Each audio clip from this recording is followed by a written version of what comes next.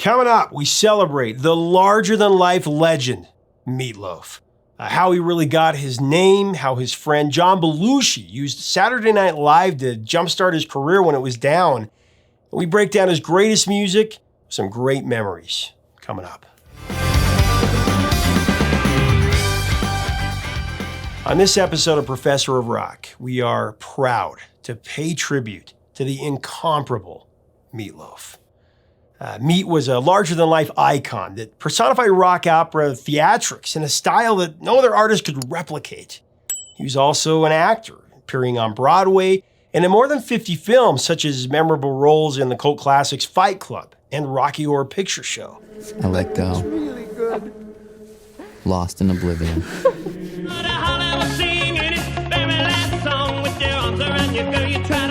A self-made Renaissance man that had an extraordinary career despite a traumatic childhood with an abusive father, sometimes debilitating social anxiety, and later in his life he was diagnosed with a heart disorder, medically termed as Wolff-Parkinson-White syndrome.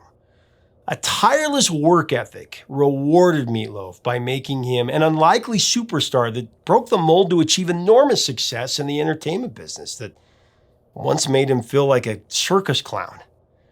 Reflecting the multi-layered complexity of the man himself, the music of Meatloaf has a timeless resonance. It is romantic and rebellious, wildly passionate, yet heroically sincere. His biggest achievement was the landmark Bat Out of Hell album trilogy that sold more than 65 million units around the world, of course.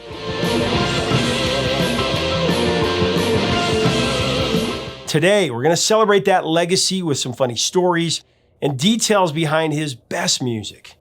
Marvin Lee Aday was born on September 27th, 1947 in Dallas, Texas. It wasn't long after his birth that his father gave him the nickname that the world would know him by. When he left his mother's womb, baby Marvin was bright red, and he stayed that color for days after his birth. His father, Orvis, a former police officer, said that he looked like 9 pounds of ground chuck, and he convinced the nurses working the maternity ward at the hospital to write meat on his crib. On the high school football team, he played defensive tackle, where his teammates called him ML. But he actually got his stage name when he was 16, playing poker with some of his buddies who were from wealthy families, apparently. Before the card game, I guess the ante rule to get in was $100, which Meat did not have. One of his poker pals told him that he would spot him the $100 to play if they would let them roll the front wheel of his VW Beetle over his head. Meat took the dare, went outside and put his head on the ground and back of one of the front tires of the VW and let his friends roll the tire over his noggin. The guys howled with laughter that Meat actually let him do it, and the buddy that gave him his play money yelled out, "Man, you gotta have Meatloaf for brains," although Meat was not injured. Kids, please do not attempt that stunt at home.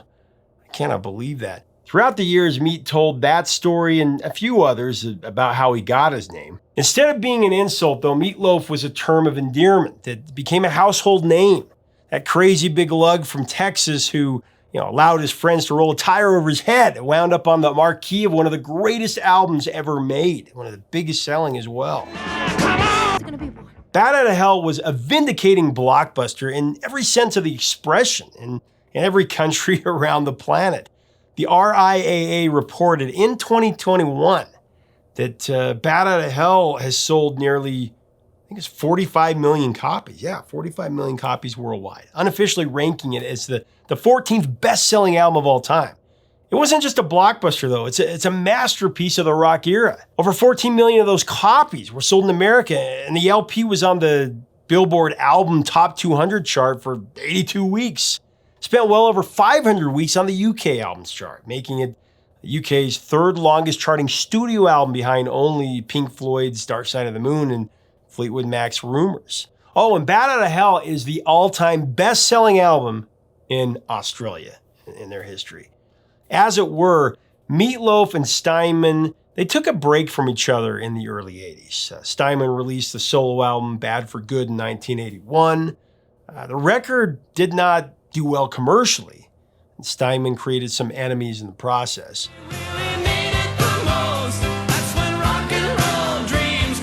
When Meat recorded his album Midnight at the Lost and Found in 1983 with producer Tom Dowd, he was instructed not to record any songs by Jim Steinman. You probably know this, but Steinman had written Total Eclipse of the Heart for Meat to sing, but he couldn't record it, so Jim gave it to Bonnie Tyler. There's actually a few stories around that, but Bonnie Tyler, of course, delivered her seminal vocal and had a mega #1 smash with it. Would have been interesting to hear Meatloaf sing it. I can say a total eclipse of the heart. Now, Meat and Steinman reunited in 1984, and they began talking about doing another record together. Only it'd take them nearly 10 more years to get there. It finally happened when the dynamic duo created Bat Out of Hell 2, Back into Hell, and Meatloaf fever was back.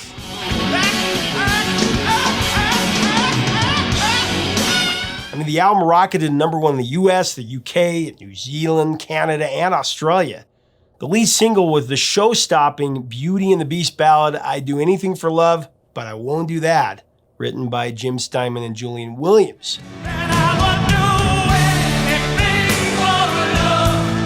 I Do Anything for Love, that was a duet with Meat singing along with Lorraine Crosby on the last 6 verses of the recording.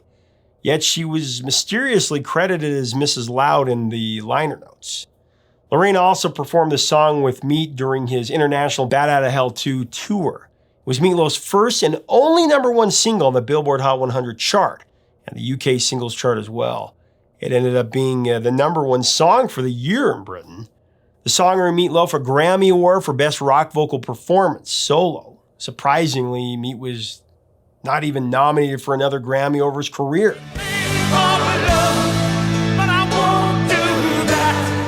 So here's an interesting backstory on that particular song. When Meat and Steinman turned in the record to the label, the powers that be said, great, Rock and Roll Dreams Come Through is the first single, to which Meat and Steinman responded, no, it isn't. The first single is going to be I'd Do Anything for Love. Now, it took a lot of arguing, but the artists eventually got their way. And not only did I'd Do Anything for Love hit the top of the Billboard Hot 100, it was the #1 smash in 27 other countries as one of the biggest singles of 93 and 94.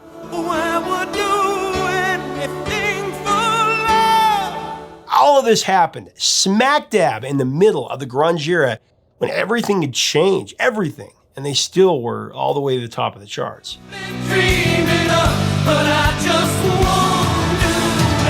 Now, Bat Out of Hell 2 didn't have the phenomenal success of the first record, but it still sold a staggering 15 million worldwide, proving that the first album was no fluke. Once again, Steinman and Meatloaf took a hiatus from their partnership after that, and when the conversation started about Bat Out of Hell 3 in 2005, Steinman planned on making the album with his longtime collaborator. But then Jim Steinman got sick. General public and media didn't know just how sick he was. Some years back, Jim suffered a stroke again, a condition that was hidden from the public. Around the time that Bat Out of Hell 3 was coming to fruition, Jim had triple bypass heart surgery and was not physically able to be involved in the project, unfortunately. So in 2006, the third and final installment of the Bat Out of Hell trilogy, Bat Out of Hell 3, The Monster is Loose, that was released, and this time produced by Desmond Child. Desmond also co-wrote lyrics with John 5 and Motley Crue's Nikki Sixx on the title track, The Monster is Loose.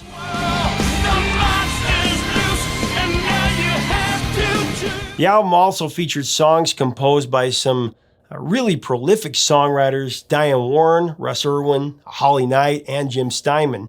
Brian May played lead guitar on the track Bad for Good. Patty Russo, who toured extensively with Meatloaf since 1993, returned to duet with Meat on What About Love, and Jennifer Hudson sang with Meat on The Future Ain't What It Used to Be.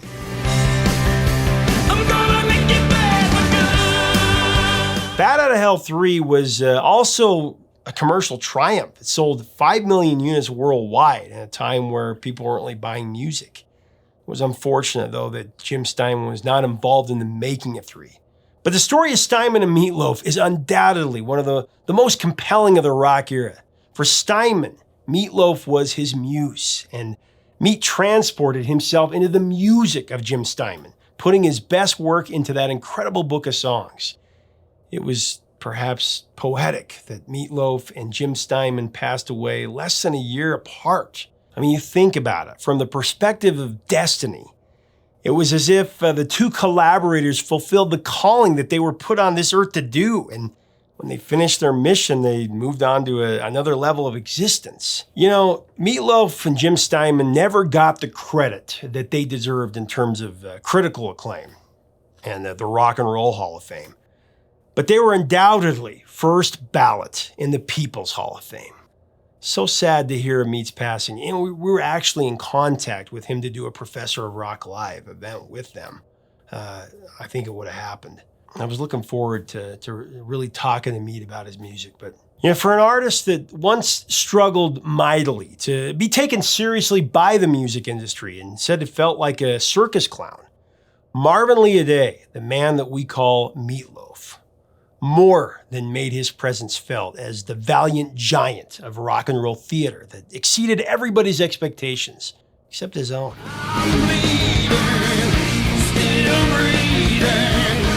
The spectacular legacy of Meatloaf and Jim Steinman continues to wow audiences on the stage, though, as a musical based on the magic of Bat Out of Hell. It was created by Jay Sheeb, opening at the Manchester Opera House in February 2017, with engagements around the world over. Meatloaf left an indelible musical legacy and memories of a larger-than-life personality. I'm pretty sure that Meatloaf and Jim Steinman are right now united in rock and roll heaven, playing one hell of a show.